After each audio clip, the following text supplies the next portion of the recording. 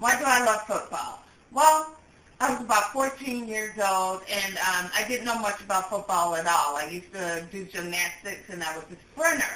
And we used to play flag or touch football in the neighborhood. And one day a neighborhood kid wanted to join us who'd never played with us before. So he played, and he and I became friends, and he was on a high school football squad. So he started teaching me about football, the rules of football, and eventually we started watching NFL games together. So it wasn't that great. I'd turn on the TV, and there would be Dan Marino throwing spirals for 300 yards, and Joe Montana and Dan Fouts, and those are just the quarterbacks.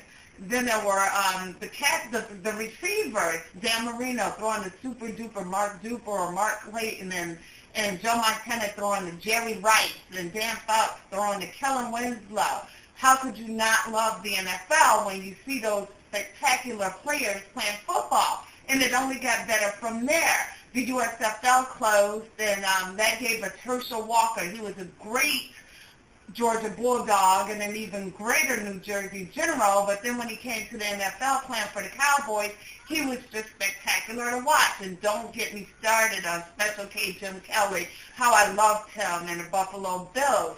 So football was just so phenomenal to watch back in those days when I was a kid. And eventually, when I was about 20, I was able to get Chicago Bears season tickets, and that just brought the game to life. I would go to the games. I get to see Walter Payton playing. All the teams that I love would come to play at Soldier Field, and I got to see Dan Marino and Joe Montana and Bill and Jim Kelly, and wasn't that just amazing? And I kept those tickets for as long as I could, about 15 years, until it just got too expensive, and then I eventually had to sell them to someone I knew was even greater NFL fan and Chicago Bears fan. But to this day, my heart breaks that I had to sell those tickets, but it doesn't stop me from watching a game. I have a game on behind me right now, and I enjoy the NFL.